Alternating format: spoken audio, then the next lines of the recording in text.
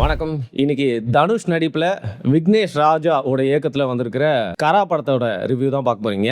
கரா இது வந்து எந்த எக்ஸ்பெக்டேஷனுமே இல்லாமல் நான் போன மூவி. இதோட ப்ரொமோஷன்ஸ்லேயே வந்து பார்த்தீங்கன்னா ஒரு சின்ன சலசலப்பு, அதாவது வந்து ஹீரோயின் செலெக்ஷன்லாம் வந்து பார்த்தீங்கன்னா ஏன் வெளி மாநிலத்திலாம் வந்து போடுறீங்க அப்படிங்கிற மாதிரி வந்து பார்த்தீங்கன்னா இந்த படத்துக்கு பப்ளிசிட்டி அப்படிங்கிறது அந்த இஷ்யூ சுற்றி தான் இருந்தது.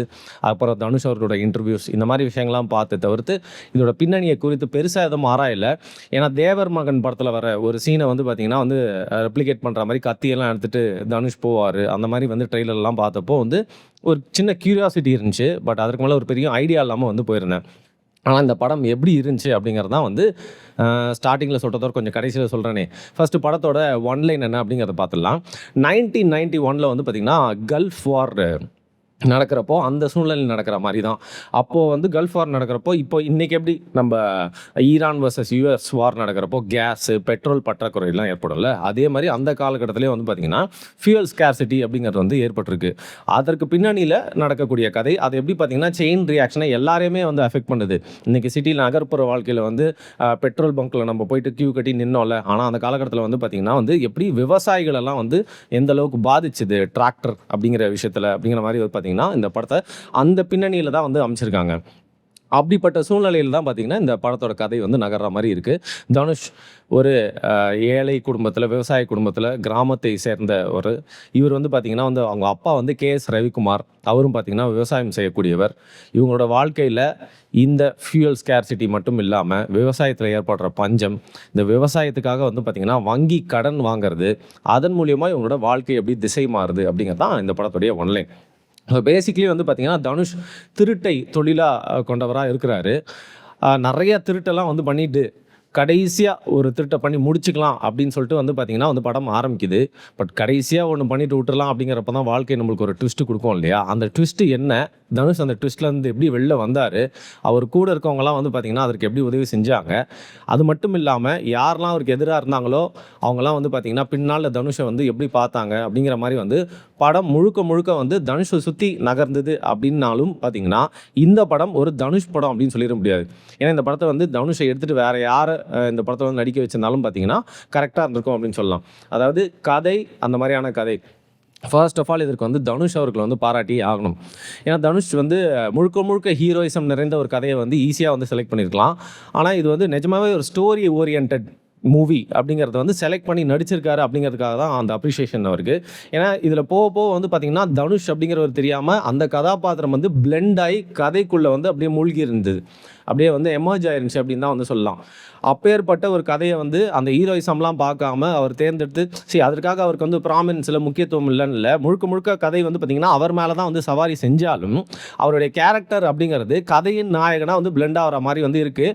அவருடைய நடிப்பு அப்படிங்கிறது ஒரு பாயிண்ட் ஆஃப் டைமில் வந்து அது தனுஷ்னே தெரியாமல் அந்த கேரக்டர் கராசாமி அப்படிங்கிற கேரக்டர் அப்படிங்கிற மாதிரியே வந்து பார்த்திங்கன்னா ஈஸியாக நம்ப வச்சுட்டாரு.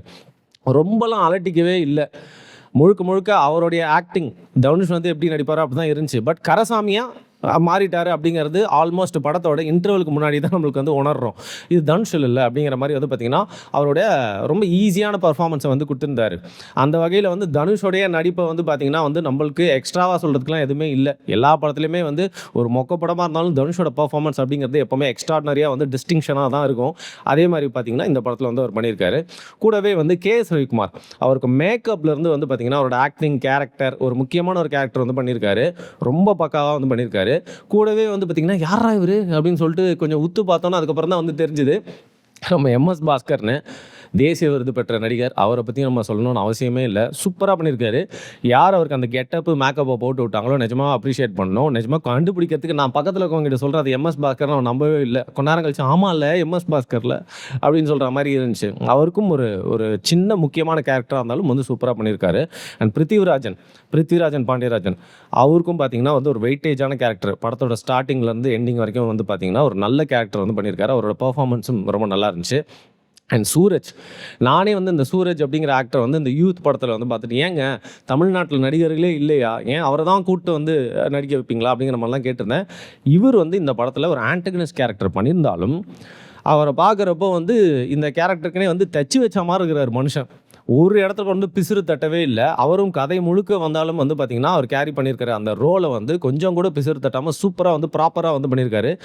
டிஸ்டிங்டிவ் ஆக்டிங், அவருடைய எமோஷன்ஸ் எல்லாமே வந்து பார்த்தீங்கன்னா வந்து ஒரு இடத்துல கூட வந்து அதில் வந்து ஒட்டவே இல்லை அப்படின்னு சொல்லவே முடியாது. சூப்பராக வந்து செட் ஆகிருக்கு. எவ்வளோ படங்களில் நடித்து இன்றைக்கு வரைக்கும் வந்து பார்த்தீங்கன்னா, இவர் எந்த கேரக்டர் கொடுத்தாலும் சூப்பராக பண்ணுவாருங்க. மல்டி டேலண்ட்னு பேர் வாங்கின ஜெயராம் இந்த படத்துலையும் வந்து பார்த்தீங்கன்னா பக்காவாக, அதாவது இந்த படத்தோட ஒரு மெயின் ப்ளஸ்ஸே வந்து காஸ்டிங் தான். ஸோ ஜெயராமோட கேரக்டரும் வந்து ஒரு முக்கியமான கேரக்டர், அவரும் வந்து நல்லா பண்ணியிருக்காரு. மமிதா பைஜு அவங்க வந்து எந்த சீன்லாம் வராங்களோ அவங்க நல்லா தான் பண்ணியிருக்காங்க. ஆனால் இந்த படத்தில் தேவையில்லாத ஆணி அப்படின்னு சொல்லிட்டு நிறையா படங்களில் சொல்லுவாங்கள்ல, ஆக்டர்ஸ் ஹீரோயின்லாம் வந்து தேவையில்லைன்னு. அதேமாரி இந்த படத்தில் மமிதா பைஜோட கேரக்டர் இல்லை, மமிதா பைஜோவை எடுத்து வச்சிட்டிங்க அப்படின்னா எந்த ஒரு மாற்றமே ஏற்படாது. ஆனால் அதற்கு போய் வந்து பார்த்தீங்கன்னா படம் வரதுக்கு முன்னாடியே கான்ட்ரவர்சியே அவங்கள வச்சு தான், ஏங்க வெளி மாநிலத்துலேருந்து வெள்ளையாக இருக்கிற பொண்ணுங்களை கூப்பிட்டு வந்து கருப்பு பெயிண்ட் அடிக்கிறீங்க அப்படின்னு சொல்லிட்டு அவ்வளோ கான்ட்ரவர்சிலாம் வந்துச்சு. பெரிய ரோல் எதுவும் இருக்குன்னு பார்த்தா வந்து பார்த்தீங்கன்னா அவங்களுக்கு டேரக்டர் விக்னேஷ் ராஜா வந்து பார்த்தீங்கன்னா ஏதோ வைக்கணும்னு வச்ச ஒரு ரோல் தான். இதோட கூட சேர்ந்து வந்து நல்ல வேளை நான் மறந்துருப்பேன், கருணாஸ் அவர்கள் கேரக்டர் ரோல் எந்த படத்தில் கொடுத்துருந்தாலும் சூப்பராக பின்னிடுறாரு. இந்த படத்துலையும் என்னடா எல்லாரை பற்றியும் நல்லா சொல்லிட்டே இருக்குன்னு கேட்டிங்கன்னா, ஏங்க எல்லாருமே நல்ல ஆக்டர்ஸ், எல்லாருமே சூப்பர் காஸ்டிங் பண்ணியிருக்காங்க, எல்லாருமே சூப்பர் பர்ஃபார்மன்ஸ் பண்ணியிருக்காங்க, ப்ராப்பராக அப் டு த மார்க் வந்து எல்லாருமே பண்ணியிருக்காங்க. கருணாஸோட ரோலும் வந்து சூப்பராக இருக்குது.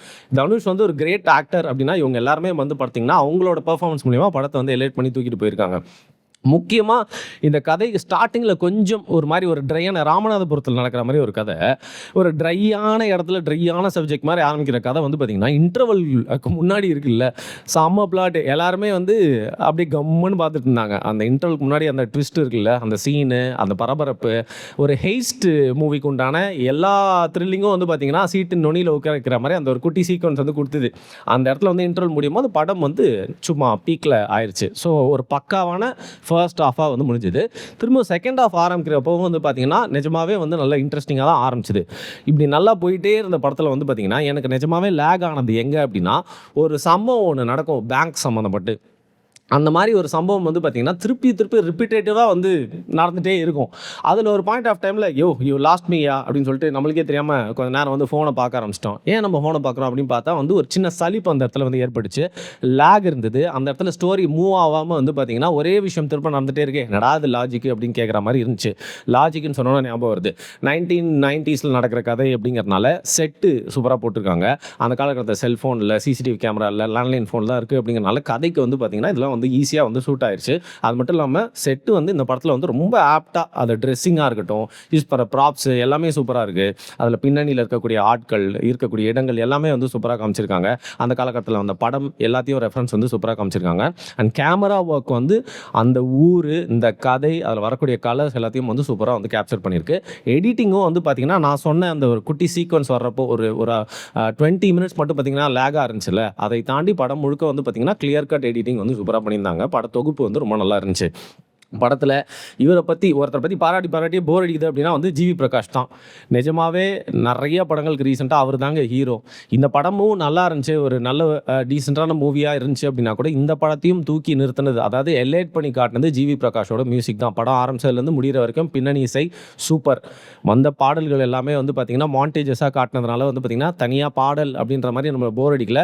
அந்த பாடல்கள் எல்லாமே வந்து மனசை வருடும்படியாக இருந்தது. ஜிவி பிரகாஷ் அவர்கள் எவ்வளோ பிஜிஎம் போட்டால் எவ்வளோ ஹிட்டு பாட்டு கொடுத்தாலும் அவருக்கு வந்து தோய்வே ஏற்படாது போல இருக்குது. இந்த படத்துலையும் நீங்கள் வந்து சும்மா பின்னிட்டீங்க.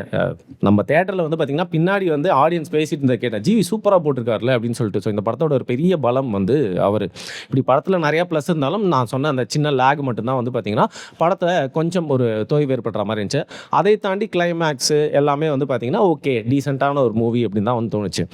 இந்த படத்தை பார்த்துட்டு வெளில வரப்போ வந்து பார்த்திங்கன்னா ரீசெண்ட் டைம்ஸில் தனுஷ்க்கு ஒரு நல்ல படம் இல்லை அப்படின்னு தோன்ற மாதிரி தான் இருந்தது.